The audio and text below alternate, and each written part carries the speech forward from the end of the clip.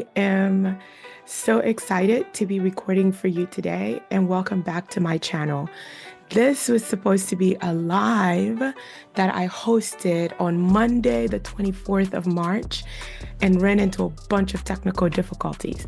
And so I promised you guys that I would record the session and put it out because I know that many of you are presently in the process and actively applying to phase 2. If it's the first time that you're seeing my face or hearing my voice, my name is Saleh Traore Walaka. I am the founder and CEO of Resi Prep 360, a program that is primarily focused on preparing you, the pharmacy residency candidate, for a successful match at phase 1 or phase 2, or if you decide to go further. This video today is going to be dedicated to all of you who are going through phase 2 and teaching you pragmatic and systematic ways to understand phase 2 for what it is, but also how to approach it in order to maximize your success in it. Welcome to the channel. Drop a like, please subscribe. It helps make the channel discoverable for others that are going through this, as the channel presently have tons and tons of resources to help maximize your success in the residency application process.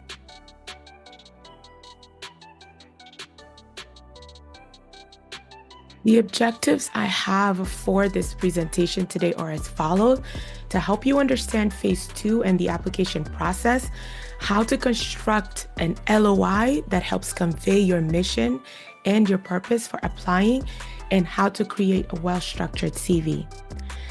I want to acknowledge that something big happened on match day after putting all the work and time and energy into an application process and not having anything to show for that. I don't want that mentality to prevail. I want you to know that all of what you did in phase 1 can be incredibly powerful in helping you. But what I tend to run into more often than not are the thoughts we allow to take hold during this process.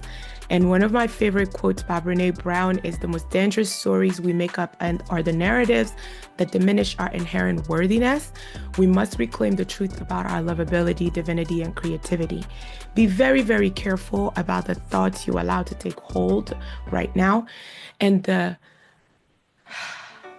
the need to compare yourself to other people is going to be overwhelming, and I want to encourage you to resist that. The second quote is, "Action is the antidote to fear." It is an incredibly powerful quote that I have personally lived by. I find it very empowering when I lean into my power to act. If you are afraid of not landing a residency position, act on that. Act on by being prepared, by seeking help, by partnering with other people that can help you through the process. But action is the only way to stand up to anything you are afraid of in order to combat and overcome those fears. I want us to start at the first place with debriefing about what actually happened in phase 2. This debriefing is an objective look at what happened and how you surfaced in phase 1 as a candidate. This starts with your letter of intent and everything else, but it's important to objectively take a look and find out how you surfaced and whether or not there is an opportunity for you to improve and how you re-emerge in phase 2 as a candidate. It doesn't matter what category of candidate you are in phase 2, everyone should do this. Look at the vacancies. They were published on the 20th. Take a look at what programs are currently still available for you. This could be really powerful. I think that presently there are about 716 or so programs that are in phase 2. And the fallacy that these are leftover programs, nothing could be further from the truth. We have some incredibly amazing programs that are presently in phase 2 that I think you should definitely take a look at, and it's worth kind of doing some research on them. Email every RPD and express an interest. I was in phase 1, I didn't match, but I'm not deterred by this outcome. Residency training is still a major goal of mine. I'm reaching out to let you know that I saw your program listed as having a vacancy, and I'm extremely interested in applying for it. I look forward to the opportunity to meet and discuss my qualification and fitness further. It doesn't need to be anything complicated or anything huge. It's just establishing that contact with the program to let them know that you're interested. You need to update your CV. A lot's happened between the time when you submitted your application and now, and it's important that your CV is an accurate representation of all of your academic work so far. Programs are going to still, in phase 2, receive a lot of applicants. What you don't want to find yourself in is not going the extra mile when everyone else is going a mile and a half with their application packet. If you submit your CV exactly as it is right now, it could send the wrong message to the program. It could send the wrong message to the program that you're not really interested in putting in the extra work that's necessary to be successful in phase 2. Take the time to update your CV so that it shows all of the rotations you have had so far, including the upcoming ones. They're going to start being nitpicky, and little things like that are what they will likely use to eliminate you. So it's important to understand what category of candidate you fall into. The category of candidate you fall into can be very important and impactful in helping you strategize around what you need to do. So the phase 2 candidates usually will fall in one of these categories: 4 interviews, less than 4, and new candidate. If you had 4 interviews or more, you are likely the candidate where you need to work on your interviewing skills, or perhaps something with the clinical challenge didn't go just as well. You will still have to update your CV because everyone has to do that. But if you had more than 4 interviews, you can be pretty confident that they didn't really necessarily see anything that needed improvement in your application packet, and or there were things in your application packet that they saw that spoke to them about you as a candidate. And so the idea that your letter of intent or that your experiences in your CV were not sufficient, if you had more than 4 interviews, I don't think you should really worry about that. I think this is where I would focus my energy as you prepare. The candidate with less than 4 interviews has more work to do. You need to critically think about the quality of the letter of intent that was written and the CV. It's possible that you didn't answer some very critical questions in your letter of intent. And I have a video right here on my channel that goes through how to write an effective letter of intent step by step. This should be an incredible tool for you that is going to help you draft a letter that you can be really confident can get the job done.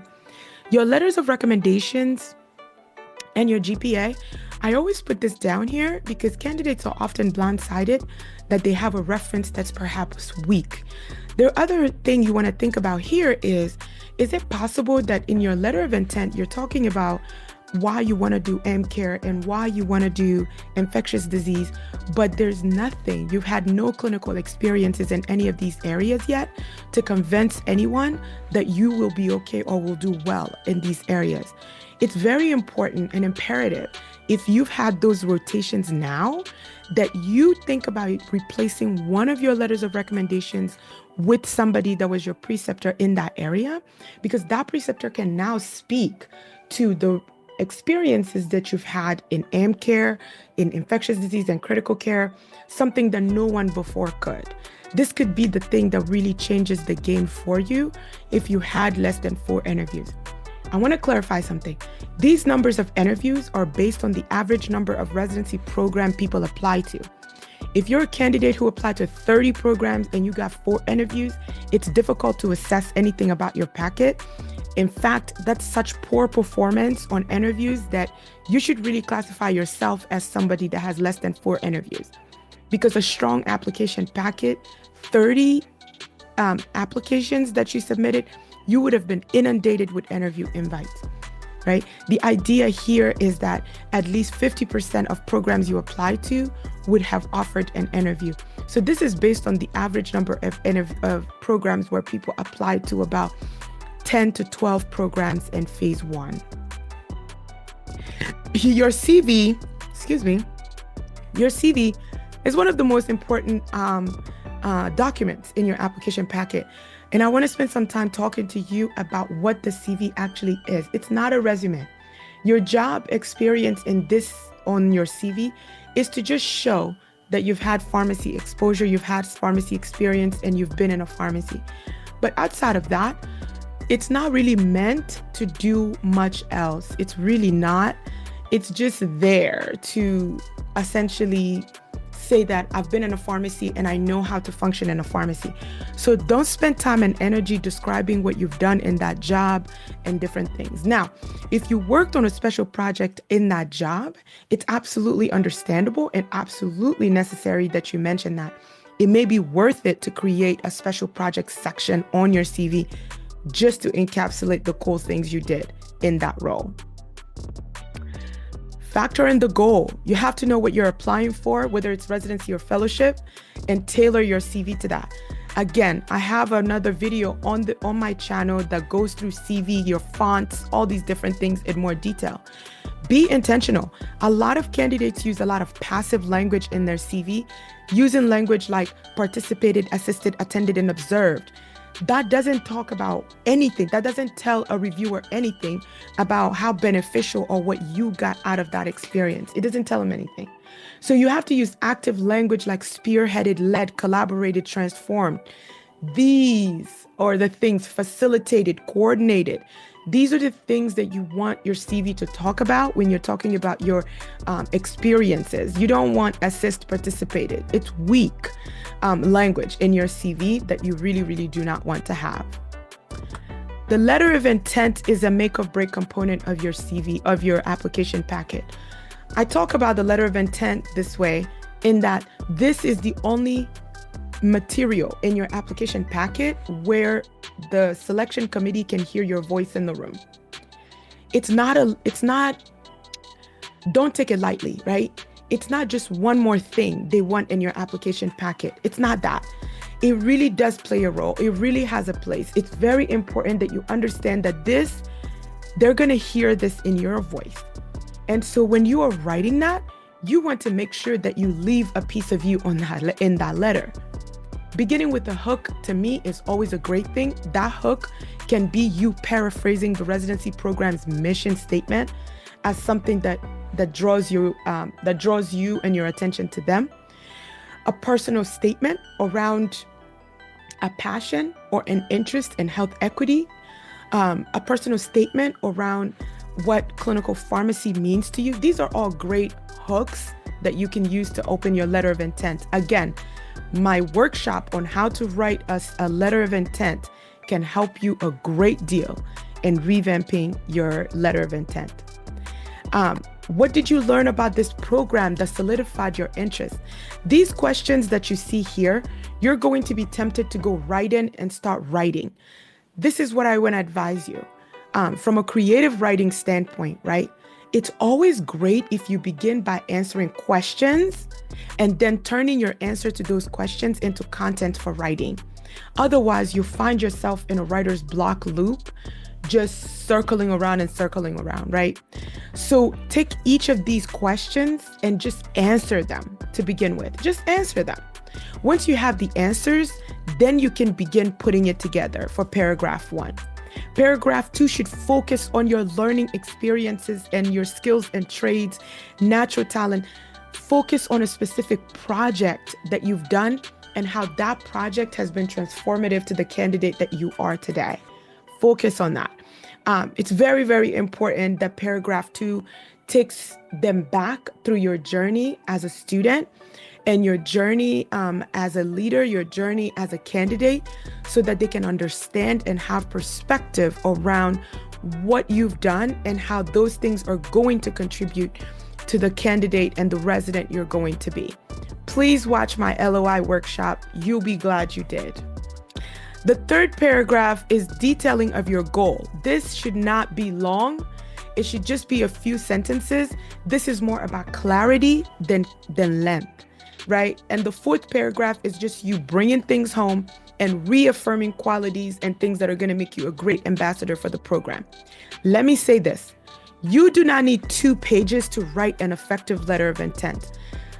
I want to be very clear about this fact. You do not need 2 pages to make the case. If you follow the structure I give you, you can make your case in exactly 1 page and get all the interviews you deserve. I am so confident of this because this is something I have tried and tested and has been proven to be true. You don't need 2 pages. Be very matter-of-factly, take your reader to the point, make sure that you are confident and affirming what you know to be true about yourself and that you are going to be an excellent addition to this program because of qualities 1, 2, 3, 4, and 5. Don't be afraid to say what you know to be true about yourself and that you have what it takes to be successful in a residency program. I don't want this opportunity to skip you by because humility is something that we've been conditioned that we need to have. In this process, humility can hurt you. It's very important that you are being factual and you are being confident in stating and affirming all of what you know to be true about you already. There's nothing wrong with this. For interviewing, the reason why I put this in here briefly, because I have another very extensive, more than an hour workshop on interview and interview pearls, is that a lot of you go on interviews not even understanding the purpose of an interview. Interviews are looking at 3 particular areas and focusing on 3 particular areas that they want to accomplish. They want to learn about you, and you should be coming to the interview to learn about the program and the position more intimately. What does more intimately mean? Asking questions about the structure of the rotations, understanding electives, understanding the opportunity to repeat electives if they have them.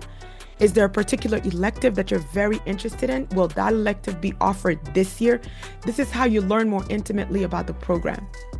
To discuss qualifications and skills for fitness for your program, this is where all of the situational based questions are going to come in.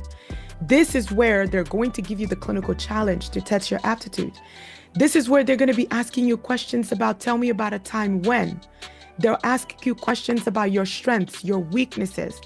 They'll ask you questions about times you've had conflict, times you led a team, time you were part of a team that wasn't performing well, and how did you handle that? To address and put to rest any reservation they have about compatibility. This is your biggest responsibility in the interview. You need to come in and make sure that you are able to clearly address every reservation they may potentially have about your fitness for residency. And if you are in phase 2, there are critical questions that they are going to want to ask you, and you have to be ready to respond to these questions. They may ask you self-reflective questions like, what do you think went wrong for you in phase 1? They may ask you questions like, how did you prepare for phase 2? It's very important that you have organized and well-structured responses to these questions. And I'm going to be creating more information and videos around specifically interviewing for phase 2. So on this channel, you want to subscribe because I'm going to be recording a video that is well detailed that specifically targets effective interviewing in phase 2.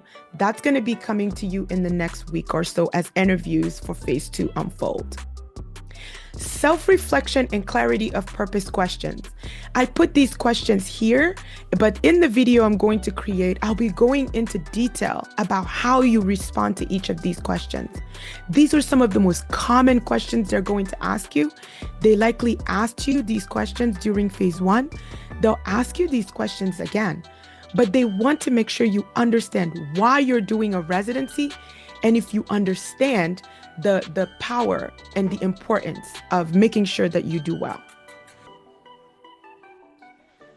Identifying your goals and whether or not you're a good fit for the program. I'm also putting this here for your reference, but a video is coming to address all these. Lastly, keep going. There's no reason to give up. Phase 2, phase 3, look into non-traditional opportunities if possible, but I don't want you to give up because you haven't matched. This is possible for you to accomplish. And I'm proud of you for being here. I'm proud of you for pushing it this far. And I want you to know that this channel and myself, for the next 20 days or so, are going to be committed to bringing you content and information that is useful and targeted to phase 2 success. And I am more than happy to entertain any questions you guys have. Tell me in the comment things that you're worried about. Tell me in the comment other content you'd like me to address. And tell me in the comment if this video was helpful for you. Don't forget to like, subscribe, and share this with anyone in phase 2. Thank you for being here. And this is Resi Prep.